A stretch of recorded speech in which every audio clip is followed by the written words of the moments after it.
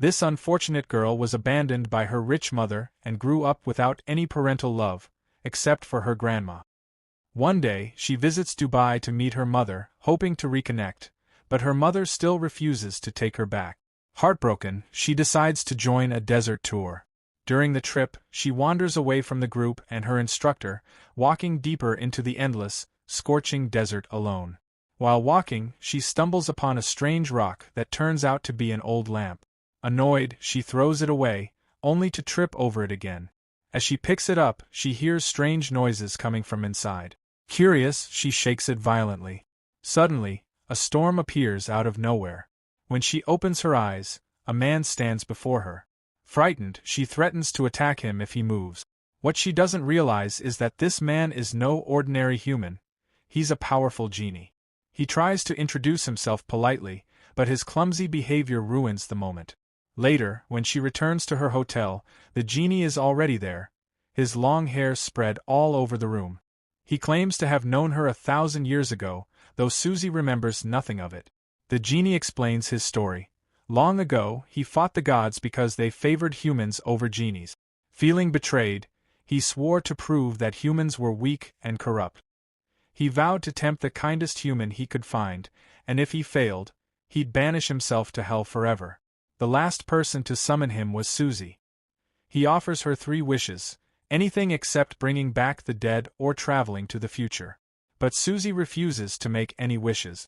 Still, because he's bound to her until all 3 wishes are used, he follows her everywhere. No matter how far she goes, he's always nearby. She even sells the lamp for $1, but somehow, the genie returns to her before she reaches her hotel. Frustrated, Susie visits a lamp shop, hoping to summon another genie to get rid of the first one. To her horror, it's the same genie again. Tired of him, she asks if he can fly. He takes her into the sky and lands them on a rooftop. Out of nowhere, Susie pushes him off. Though he survives easily, his pride is wounded. Angry, he grabs her by the neck and threatens to kill her after her wishes are complete, but he's shocked to see that she isn't scared at all, almost amused. Enraged, he leaves her on the rooftop but waits for her at the ground level. There, he meets his mythical beast friend, Gupil, now kept as a pet by a rich man. Meanwhile, Susie packs her things, leaves the lamp behind, and flies back to Korea, or so she thinks. The genie appears again, following her all the way home. When they arrive at her grandmother's village, the genie makes himself visible to everyone, forcing Susie to introduce him as a friend. Despite his persistence, she still refuses to make any wishes. The genie talks with Gupil, who advises him to be rough, to force her if she won't cooperate. The next day, as Susie works out at home, the genie appears with fire in his hands. She warns him not to play with fire since the house is flammable, but that's exactly what he intends. He sets the house ablaze and locks her inside, demanding she make a wish. Instead of begging, Susie escapes through another door and beats him with an iron rod. When the ambulance arrives, the fire is already out, but they find a badly beaten man on the ground, with Susie standing over him holding an iron rod. She warns the genie to fix everything before she returns and goes to meet her best friend, Choi, the only person who truly understands her. But while Choi leaves to get her some water, the genie appears from it, having secretly listened to their conversation. Tired of him, Susie demands to know why he's so obsessed with these 3 wishes and why he wants to kill her. The genie finally reveals the truth. 1,000 years ago, she was the one who trapped him in the lamp. Susie refuses to believe him, but she makes a clever deal. She wishes for him to grant the next 5 people their wishes instead. If he manages to corrupt any 3 of them, she promises to use her remaining 2 wishes, and then let him kill her. The genie accepts. Now, he just needs to prove that humans are bound to be corrupted. Soon, they meet the 5 chosen ones. A middle-aged, exhausted convenience store lady. A struggling young bank employee, Susie's old classmate. A stray dog because he too is a living being. A creepy truck driver. And a young man who works as a YouTuber. The genie now has to turn these 5 into selfish, corrupted souls. But as he watches Susie, he realizes she still acts without greed, just as she did 1,000 years ago. Even her first wish was selfless. Knowing he can't change her, he decides to skip this life and fly away on his magic carpet. While crossing into another country's airspace, Two fighter jets spot him, a man on a flying carpet, and chase him. It becomes breaking news. When Susie finds him again, she's furious that he almost caused an international conflict. Determined to understand her, the genie starts searching through her past lives, but every attempt fails. Susie scolds him for wasting time, but he tells her he's already placed his lamp in the right locations, waiting for the chosen five to find it. Before continuing, he visits his brother, the Angel of Death, a being completely opposite of him, calm, kind, and loyal to the gods. When the genie pushes Susie off a tall building to test her, the Angel of Death swoops down with his dark wings and saves her. Meanwhile, the middle-aged woman, who works at the convenience store, discovers the lamp while working. She rubs it and the genie appears before her, granting her 3 wishes. Frustrated by years of being ignored, no promotion despite working hard, she wishes to become the new branch manager, just so she can boss around her arrogant manager, now her assistant. Meanwhile, the genie's mythical beast, Gupil, starts working in Susie's garage. He realizes Susie doesn't even remember her past life with the genie. When he tells the genie this, the genie grows bitter.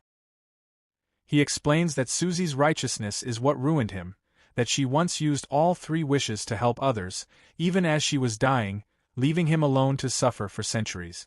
Susie overhears this and becomes angry. To lighten her mood, the genie takes her shopping, then flies her up to the top of a skyscraper. Under the night sky, Susie admits she's started to like him, just as she likes her work and her life. Smiling, the genie snaps his fingers, turning off the city lights so the stars can shine brighter. Susie freezes, expecting a kiss. When he refuses, she forces one, but finds it dull. The genie laughs and kisses her back, and this time, it feels real, full of warmth and love. From then on, Susie becomes addicted to kissing him. She asks for it constantly, but the genie gently teases her, saying kisses only have magic when certain conditions are right, like rain or a little alcohol. Later, the Angel of Death meets Susie privately. He reveals that he's been watching over her, waiting for the day she will become his brother's downfall. When that day comes, he'll finally carry out the god's command, to cut down the corrupted genie. Soon after, Susie learns from the genie himself that the Angel of Death was the creator of all genies. But over time, some turned wicked, like him. Those corrupted genies fought a long war against their creator, and though many perished, a few survived, hiding quietly among humans even now. Meanwhile, the middle-aged woman begins facing disrespect from her co-workers after suddenly becoming the new branch manager. Frustrated, she summons the genie again and makes her second wish, to go back 20 years in time and become the branch manager from the very start of her career. The genie grins and does as told, taking her back in time and making her the manager there, 20 years ago. One afternoon, while arguing with Susie, who keeps demanding another kiss, the genie encounters the dog from Susie's list of chosen people. The dog wishes to become a handsome man. The genie grants the wish, transforming him into a good-looking human. However, the man still behaves like a dog, peeing on the streets and acting oddly in public, creating chaos everywhere he goes. Later, Susie finds her grandmother crying over the death of one of her old friends. The sight breaks her heart. Terrified of losing her only family, Susie decides to use her second wish, ordering the genie to make her grandmother young again, the same age as her, so they can live together without fear of death. Meanwhile, the middle-aged woman finally gained everyone's respect because of her second wish, yet her peace didn't last long. She discovered her teenage daughter was pregnant and she is refusing to study, claiming she has found another way to earn money. The woman was furious and tempted to use her third wish, but she held back. Meanwhile, as Susie is eagerly waiting for her second wish to come true, the genie fulfills the wish. When Susie checks on her grandmother, she's stunned to see a beautiful young woman standing there. The grandmother, looking in the mirror, faints several times in disbelief. But the genie isn't happy. Once again, Susie has used a wish selflessly, for someone else, not herself. Before he can complain, his brother, the Angel of Death, appears. He smiles coldly, saying history is repeating itself. Susie is once again using all her wishes for others instead of her own gain. At the same time, the dog-turned-man reappears, begging the genie for help. Without any official identity, He's struggling to survive in the human world. So he makes his second wish, to become rich.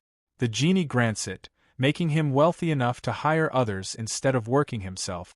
Susie's newly young grandmother begins enjoying her youth a bit too much, stealing Susie's branded clothes, going shopping non-stop, and acting like a teenager. When Susie confronts her, the grandmother runs away laughing. Exhausted, Susie lays down some rules. She gives her grandmother a new identity and warns her not to reveal who she really is, especially to her old friends. Elsewhere, a frustrated truck driver hits a deer on the highway. Angry and shaken, he steps out of his truck and discovers an old lamp in the back. Curious, he rubs it and the genie appears. This time, the genie forgets to disguise himself with magic, so the truck driver doesn't believe he's real. To test him, he wishes for the deer to be healed. When the genie grants it, the driver realizes he wasted his first wish and becomes furious. Trying to control the genie only makes him angrier. The genie leaves in frustration, telling the man to summon him again when he's ready to use his last two wishes. Meanwhile, the bank employee, Susie's old classmate, is bitter after seeing Susie's bank balance. As she cleans the dirty coffee cups of her senior at work, she finds an old dirty lamp lying in the sink. Enraged, she rubs it, and once again, the genie appears. She becomes excited, as she has always been waiting for something like this to happen. She immediately makes her first wish. Transfer all the money from Susie's account to mine. Every single cent. The genie, bound by her command, grants the bank employee's wish. Moments later, she receives a notification. The transfer is complete. Every rupee from Susie's account has started moving into hers. Satisfied, the genie returns to Susie and reports what he's seen. 3 of the chosen people, the middle-aged woman, the dog, and the bank employee, have all made selfish wishes. He smirks, telling Susie she's about to lose their bet, and her life along with it. That night, the angel of death appears outside Susie's house.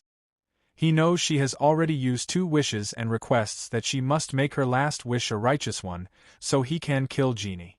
As Susie becomes confused, he warns her that the genie is not her savior but their mutual enemy, a being who destroyed countless lives. He offers an alliance, telling her they can end the genie's existence together. But Susie refuses. Furious, she shouts at him to leave and hits him. The next morning, 2 police officers arrive at Susie's garage. They're investigating a missing person, a woman with blonde hair. Susie suddenly remembers seeing blonde strands stuck in the broken taillight of that creepy truck driver's vehicle. Later, the villagers begin gossiping about Susie's young friend, living in her house. They question where her grandmother went. Susie lies, saying she sent her grandmother on vacation, but they don't believe her. Some even suspect Susie might have killed her grandmother and replaced her with this new girl, especially since Susie already has a reputation for being cold and antisocial. To everyone's shock, when someone calls Susie's grandmother, she answers a video call, happily showing herself relaxing on a sunny beach. The villagers apologize and leave, but Susie instantly knows the truth. This was the genie's doing. Meanwhile, the young bank employee grows impatient. The money is still transferring slowly because of Susie's daily transfer limit. She angrily summons the genie again and demands, "Increase Susie's daily limit. I want it all faster." The genie obeys in his usual sly way, making Susie appear in the bank out of nowhere and, under a strange trance, increase her own transfer limit. Now the employee can receive massive amounts each day. Watching this, Susie realizes something horrifying. Almost every person she chose has turned greedy. Her experiment to prove humanity's goodness is backfiring. The next day, the bank employee struts into the office wearing a luxury handbag just like Susie's, proud of her newfound wealth. But her boss calls her to the office. They've discovered the suspicious transactions, large sums of money flowing from Susie's account into hers. The boss demands an explanation. Panicked, the woman pretends to be innocent, insisting she knows nothing about it. Her boss frowns and says, "Then call Susie. If she confirms it's a mistake, you'll be fine. If not, you're fired." Meanwhile, Susie decides to meet the angel of death. Her curiosity about her past has grown. She wants to know how she met the genie and how he led to her death. We enter a flashback 1,000 years ago. Little Susie was enslaved by a group of savages. One day, their caravan was attacked by wild hounds. The cruel men threw a little boy toward the beasts to save themselves. But Susie tried to protect him. She tripped and fell on a lamp, summoning the genie, who appeared like a storm. The genie granted her 3 wishes. For her first wish, Susie selflessly asked him to save the boy and give him a long life. The genie fulfilled her wish, rescuing the boy but killing the savage men, saying their lives were the price for extending the boy's. For her second wish, she wished that no more children like her would ever be sold or enslaved again. But Susie didn't know that her kind wish would cause countless deaths as a consequence. Later, Susie met the angel of death and learned how her innocent wishes had caused so much suffering. Horrified, she cried in regret. The evil genie smiled, pleased to see her break. He even ordered his mythical beasts to attack her so she'd be forced to make a final, selfish wish. At the brink of death, little Susie wished not for herself, but for punishment for both her and the genie. The angel of death now reminds Susie that the genie was the one who caused her death 1,000 years ago. But Susie sees the sorrow in the genie's eyes as he gazes at her buried dead body from the past. She turns her anger toward the angel of death instead, accusing him of standing by and doing nothing while she and others helplessly died. In the present, the genie begins to burn slowly, his time running out. Inside his lamp, he finds a sandglass. Gupil tells him the sandglass represents the time he has left to corrupt Susie and save himself. The genie decides he must make Susie fall for him in the end to complete his mission. Meanwhile, the dog-turned-human sits silently on the roadside. His bodyguard, confused, asks what's wrong. The man says he's waiting for his parents, who abandoned him on that same road years ago. The bodyguard tracks down the address of the supposed parents, and when they arrive, the house is locked. The dogman waits patiently, while the bodyguard grows angry, thinking the family must have raised his master like an animal. Elsewhere, a young YouTuber uses his beautiful wife's looks to attract viewers, something that makes her uncomfortable. When she complains, he gets annoyed, saying she doesn't understand how the algorithm works. That night, he suddenly receives a message on his phone, a genie lamp icon. When he taps it, the genie appears inside his smartphone and grants him 3 wishes. Drunk and desperate for fame, the YouTuber wishes to go viral on YouTube, no matter the cost. Suddenly, he falls off his chair and finds himself deep inside a forest. His phone starts live streaming on its own. While exploring, he trips over a mound and discovers a buried woman's skull. The shocking video blows up online, gaining over 500,000 views. That's when the YouTuber realizes the genie in his phone is real. Meanwhile, Susie's grandmother overhears villagers gossiping about Susie, accusing her of being the killer of that newly found dead body. Worried, she rushes home and tries to convince Susie not to lash out, even if people suspect her. Later that day, the young bank employee approaches Susie, asking her to come to the bank and confirm that she is willingly transferring all her money into her account. But Susie refuses. She knows it wasn't her choice but the genie's manipulation. The bank employee becomes furious and threatens Susie, saying she also has a genie and will use her wish to have Susie killed. Susie remains calm and warns her that she too has a genie. Meanwhile, the frustrated truck driver finds the lamp again. Overjoyed, he rubs it. When the genie appears, the man wishes to go back 11 years, around 11 o'clock. But when the genie notices a knife in his hand, he gets suspicious. To prevent bloodshed, the genie fulfills the wish but sends him back to daylight instead of nighttime. Since he can't attack his target yet, the driver sees young Susie and tries to attack her, but that only enrages the genie. Still, he can't harm the driver until all 3 wishes are used, so he is bad at controlling himself. The man then makes his second wish, to go back 20 years earlier, to the day he murdered a red-haired woman. He wants to know who witnessed the crime. To his surprise, it turns out his own mother saw it, but never reported him.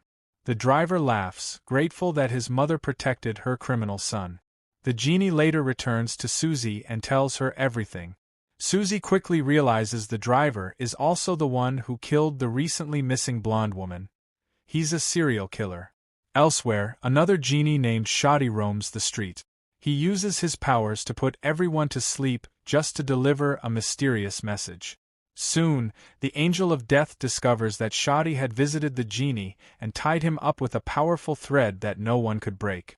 But when Susie touches the thread, she easily snaps it apart, shocking everyone. The genie can't understand what just happened.